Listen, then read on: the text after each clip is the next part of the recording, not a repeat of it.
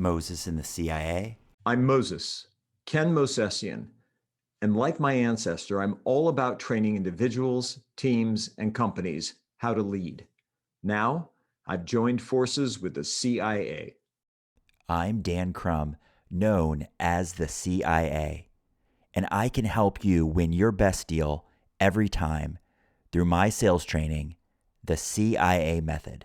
Join us as we talk about topics of life and business from two unique perspectives.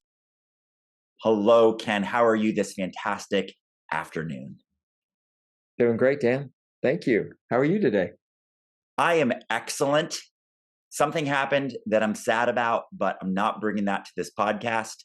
Today, I am choosing to have great expectations for what's going to happen. What is that all about? Oh my gosh, great expectations. It is all about our mindset and where we focus our thought. And I shared with you before we started taping this or recording this, because tapes don't really exist anymore because I'm old. I keep saying that. We're having some work done around the house, something that people can probably relate to. We had a budget for it. We found people that could do it for that budget. And then after they got into it, it was some woodworking on the siding. Oh my gosh, we discovered some stuff that required additional money. And then about half an hour before this podcast began, we discovered something else that's going to require additional money. So the project has doubled in price from where we began. The great thing is we have the resources to pay for it. But the challenge was we didn't have the expectation that this is what's going to happen.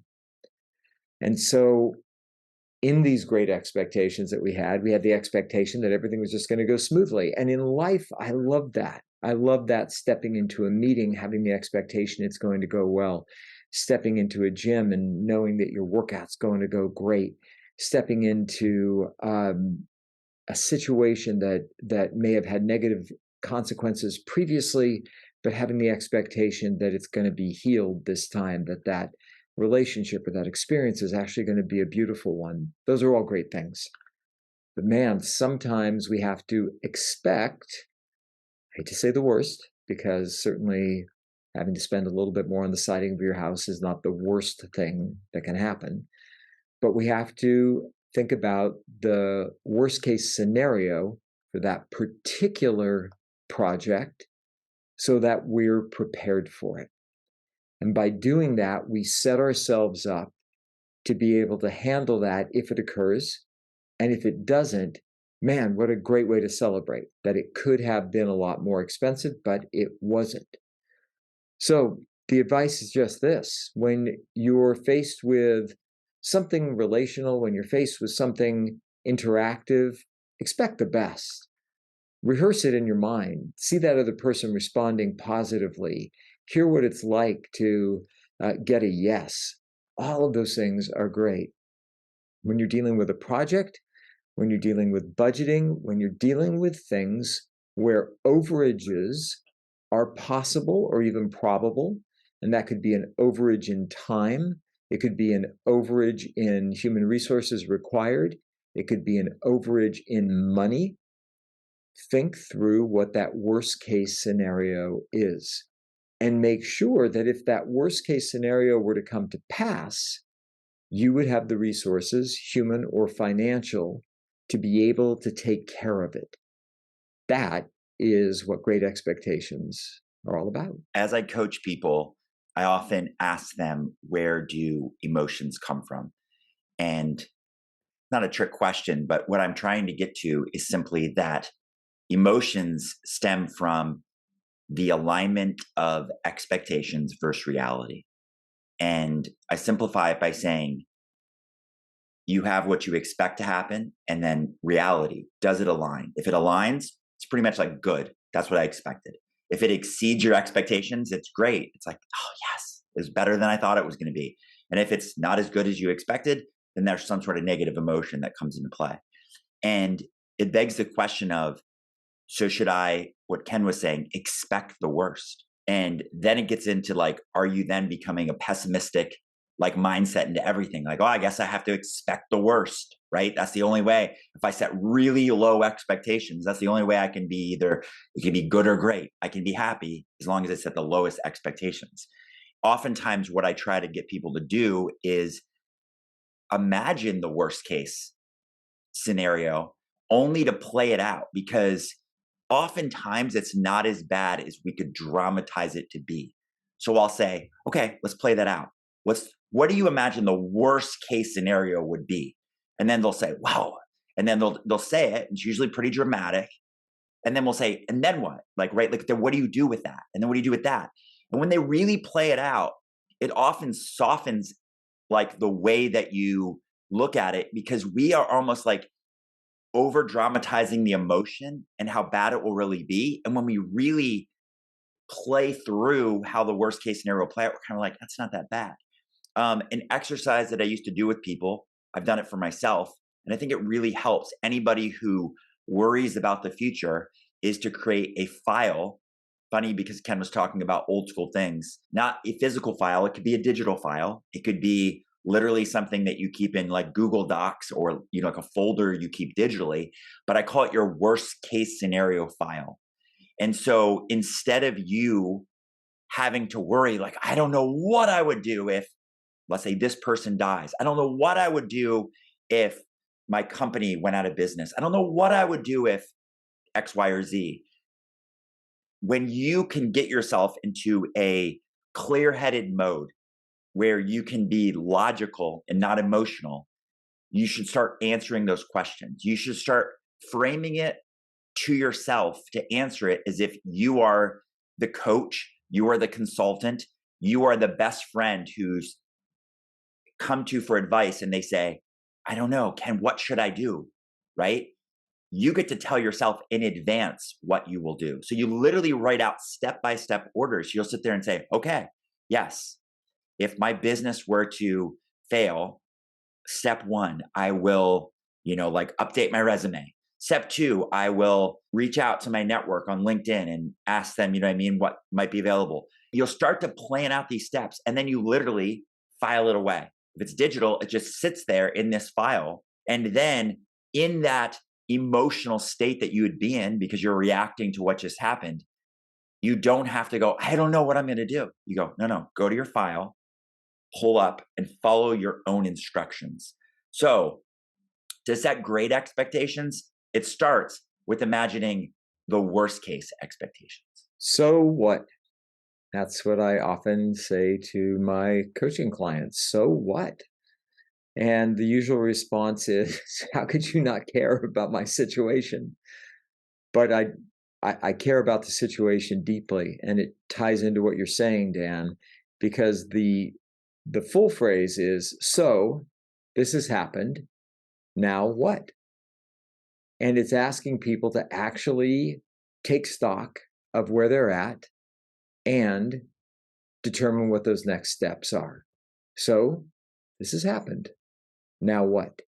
And to your point, that can be done in advance. If this were to happen, then what? If I were to lose my job, then what? Do I have 6 months of reserve? Do I have another job I could go to? Could I start my own business? Do I have enough money to just retire? Is this time to be done? All those questions being asked to me are just input. And so when we talk about like imagining worst case scenario, I hear what you're saying about not wanting to set up a mindset of negative expectations. And at the same time, if we see this as just being something that is input, it's just data, it's just giving us options as we navigate our way through this whole scenario, that's a very, very different mindset. So sure, it's a worst case scenario imagining, but to me, you could imagine the entire spectrum of things. I have a friend who runs what she calls a financial stress reduction workshop. And I love that title. And when she used to go to networking meetings, people would ask her what she did, and she would say, I'm an accountant, and people would walk away because nobody wanted to talk to the accountant. But when she said, I provide financial stress reduction, all of a sudden people would just start gathering to her like she was a magnet. And her recommendation is that you do a low, medium, high budget.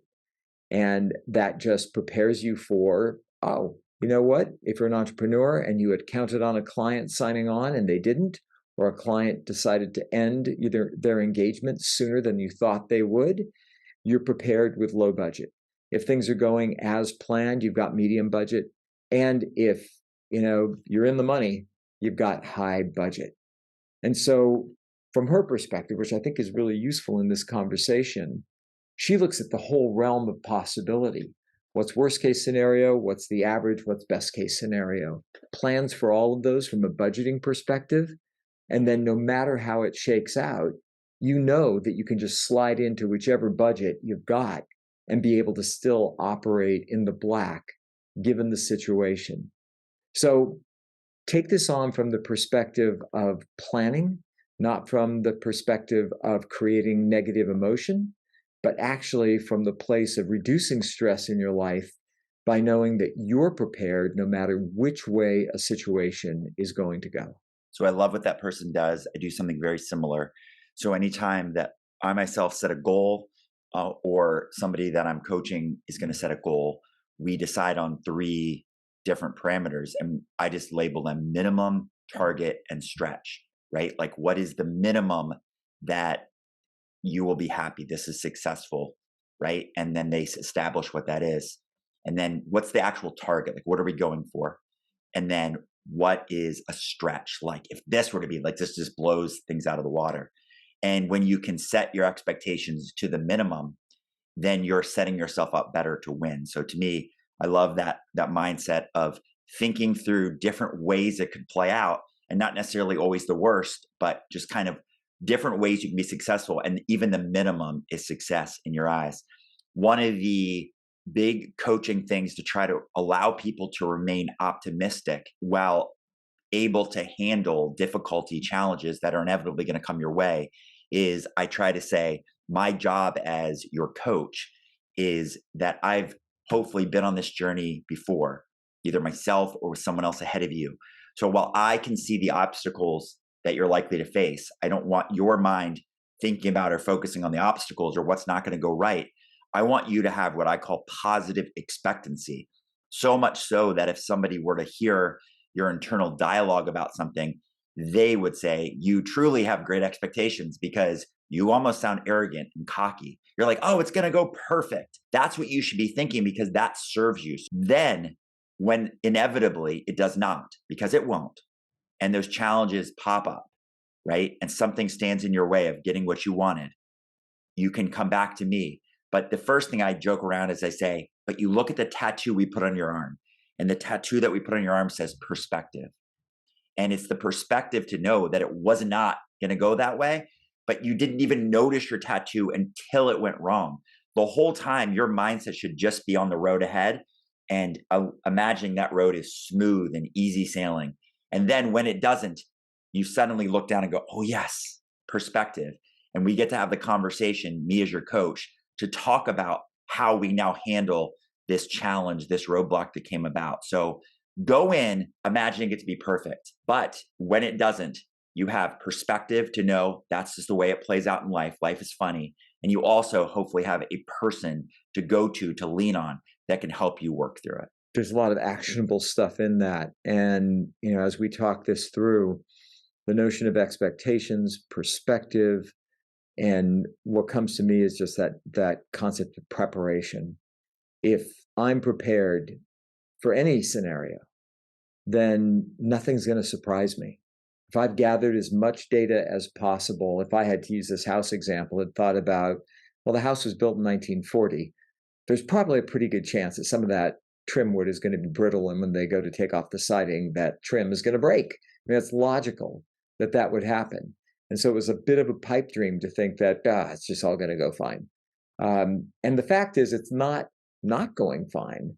It's going fine for what the situation is. For wood that was put up in 1940 and endures the summers in Phoenix, which can sometimes top out at 120 degrees, and winters which can be down in the 20s, like 100-degree temperature swings. did really, really well. The house actually held up really well. And it was logical, it would have been logical to have thought through that possibility that there was going to be some added expense that perhaps wasn't expected because we didn't really take a look at it. We didn't step back and ask ourselves, what if? We didn't step back and say, given this scenario, what could happen? And I relate that to what I said earlier, too. When you're stepping into a project and you're putting a project plan together, yeah, it would be lovely if everything sailed through just fine. But what happens if there is a supply chain problem? What happens if you have somebody who's key to the project that calls in sick? What happens if you have a trade partner or a supplier or a vendor who all of a sudden can't deliver what they said in the time frame that they said they could deliver it? Then what? So what? This has happened. Now what? If you take the time to think that through in advance, and to your point, if you've got somebody, if you've got a coach, a consultant, somebody who can serve as an objective sounding board for you to be able to reflect back things that you may not be considering. And I always talk about coaches as really having a couple different jobs. Number one is to give you a new lens through which to see things. And number two is to hold you accountable for those things that you say that you'll do. And so if you have that lens, and if you have an objective partner working with you like a coach, then they can raise these issues for you. They can talk to you about what the contingencies are if things don't go perfectly, and how to manage your expectations for all of that. And for me, this also gets back to that notion of it's just input. It's just data. There's nothing good or bad about any of it. It's all just data. So take in the data, don't judge it as good or bad or positive or negative, analyze it, use that data to look at those different scenarios. And I love the low, medium, high stuff. And then you're set. And however it shakes out, you're ready for all of them. If it goes, quote, the worst, it won't matter because you've planned for it. And if it goes the best, all the happier. Ken, I want to get that in writing. So that's the most common thing from a perspective of sales is it's not really an agreement. I guess it is if it's verbal, but you really want to get it in writing. You solidify your contract by putting it in writing and signing on the dotted line. So when I teach sales training, what I do is I change some of these words because some of these words have a negative connotation or they can trigger people's emotions. And for example, we switched the word contract to agreement, and we switch signing to authorizing. And the reason we do that is obviously because then it doesn't trigger those emotions.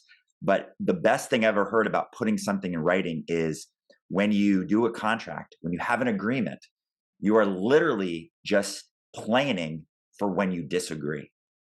Think about that for a second. So when you actually sign a contract, you're not coming to an agreement.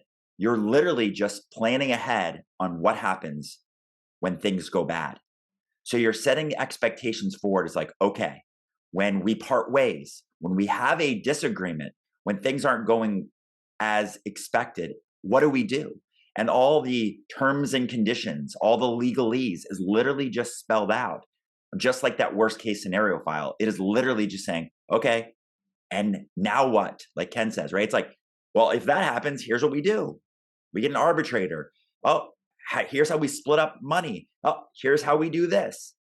It literally is just planning in advance exactly like that, but it's doing it under a contract, under an agreement to plan how you will later disagree and how all of that stuff will work together.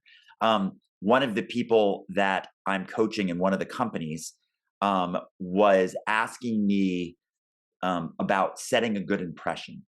And their tendency, I think, is to overpromise because they think that is what people are asking for. Could you get this done by next week? And they're like, what is your opinion on that? And my real opinion is, it's a cliche, but it's true, is that whole under promise, over deliver. When you set expectations, if you think, yep, that whole like minimum target stretch, it's like, yes, I guess it would be a stretch, but I could get it done by next week. Don't. You should set expectations for others based on the minimum, right? Like, gosh, to not have to like rush through this, I mean, it's probably more like 2 weeks. Set the expectation so then when you can over deliver by maybe you hit your target or you hit the stretch goal and you got it done way quicker, they're happier because, like I said, all emotions are just that alignment. So if you under promise, but then you over deliver, you've exceeded their expectations that you set. So therefore, you're creating the other people to be happier. So think about that as you set your own expectations for others. Think about the ability to first put it in writing, because then you're agreeing how you'll disagree when things don't go so well. And two, when you're making commitments or promises, set it for something that you know that you could potentially over deliver, so then you can exceed their expectations and make them really happy. We often put judgments on what happens. And as I'm just reflecting back on the beginning of the conversation, it's so easy for me to go to, what an idiot. I should have thought this through. I would just say to people, give yourself some grace, because we want it to go the best. And the things that Dan and I have been talking about today require some effort, some thought, and it's easier to not do it. It's easier just to say, it's going to work out fine. We don't have to worry about it. We don't need to draft an agreement. We're great friends. We don't have to worry about any of that. I know the project's going to work out on time. We've planned everything. That's the easy way to go. It does take more time and it does take more effort, but the payoff is this, that if you take the time and the effort in advance, then when something goes wrong, to a small degree or a large degree, when things don't go as planned, I'll put it that way, to whatever degree, you know the game plan in advance. There's no surprises. There's no question. If you're working with somebody else, everyone else knows the game plan as well, and no one is surprised. And it's just going to make for a much smoother experience. Take the time, even in situations that seem obvious and easy, take the time to think through all the different ways that something could go. And if you're working with somebody else on it, memorialize it.